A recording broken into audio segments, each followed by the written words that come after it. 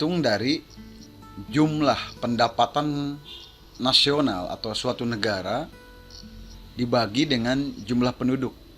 Ini rumus untuk menghitung dari pendapatan per kapita, diambil dari sumber ruang guru. Sementara untuk pendidikan dihitung dari rata-rata lama sekolah. Contoh untuk Indonesia, rata-rata lama sekolah itu masih kelas menengah ya, di angka 8 tahun. Artinya baru rata-rata di kelas 7 SMP atau kelas 8 SMP, rata-rata seluruh Indonesia.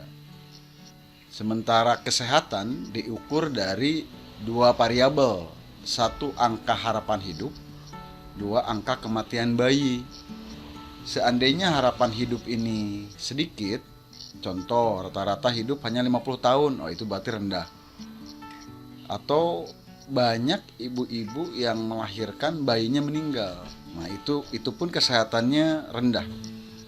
Makanya untuk mengukur indeks pembangunan manusia ada rumusnya. Satu, berapa angka harapan hidup, berapa angka indeks pendidikan, berapa angka indeks standar layak hidup. Standar layak hidup ini kita mengenalnya dengan nama pendapatan per kapita. Nanti akan dihitung menggunakan rumus ini ya.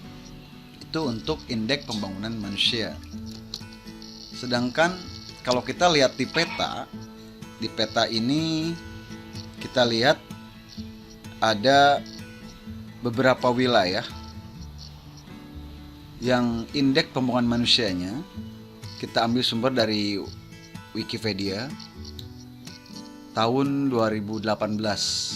Nanti akan dipublikasikan di tahun 2019. Ini data yang terbaru karena yang tahun 2021 belum ada. Kita mulai dengan di mana saja, benua mana saja atau negara mana saja yang indeks pembangunan manusianya, pendidikannya bagus, kesehatannya bagus, pendapatan per kapitanya bagus. Di sini dibagi sangat tinggi, tinggi, sedang, dan rendah.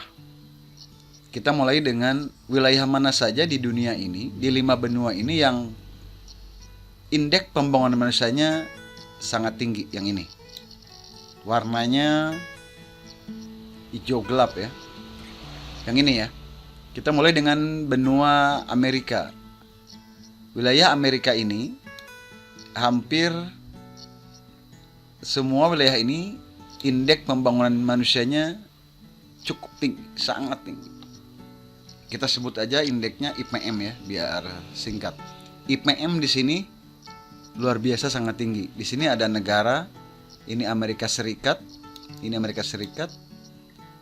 dan ini Kanada. Kita mulai dengan benua Amerika. Sementara benua Amerika, negara-negara yang di bawah di Amerika Serikat, yang ini Amerika Tengah, sebagian Amerika Selatan, di sini ada negara Brazil. Ini IPM-nya tinggi, tidak dalam kategori sangat tinggi. Sedangkan di bawahnya ini ada negara Argentina, masuk kategori sangat tinggi. Kita loncat ke benua Afrika.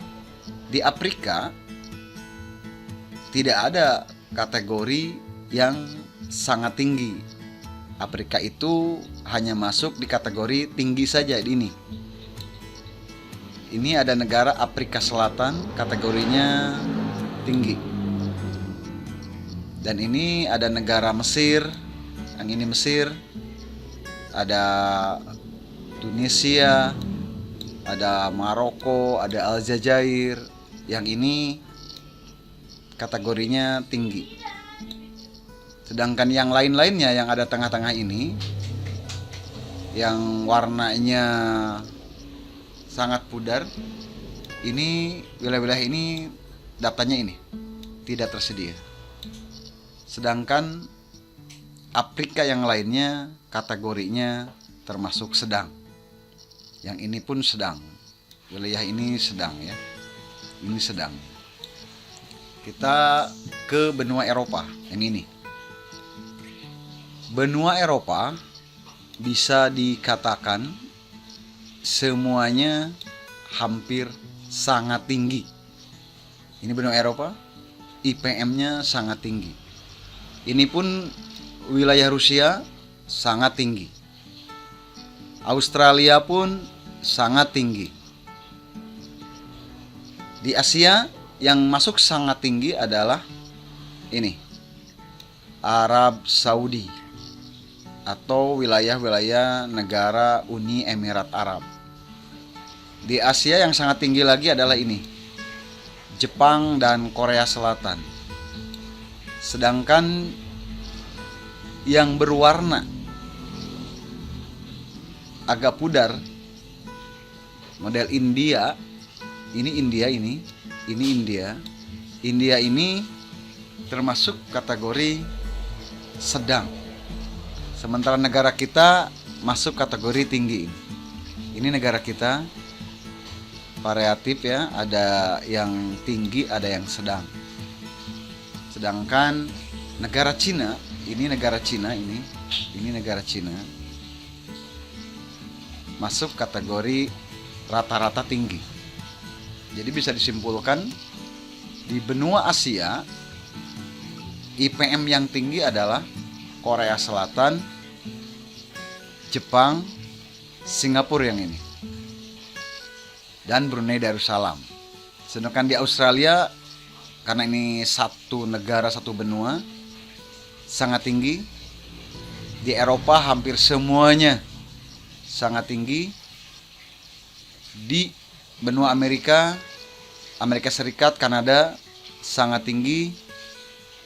Argentina sangat tinggi. Yang lainnya bisa dilihat berdasarkan warna. Yang terakhir, anak-anakku sekalian, ini indikator kualitas penduduk berdasarkan pendapatan pendidikan kesehatan jika dilihat dari levelnya. Contoh, ini benua Asia ini. Saya mulai dengan Asia ya. Ini Asia. Ini benua Asia. Benua Asia ini kalau dilihat dari pendapatan, pendidikan, kesehatan, variasi sekali. Ada yang sangat tinggi, ada yang tinggi, ada yang menengah, ada yang rendah. Jadi untuk benua Asia tidak mayoritas tinggi, tapi variatif. Ada yang sangat tinggi, contohnya Korea Selatan, Jepang, Arab Saudi itu sangat tinggi. Singapura sangat tinggi.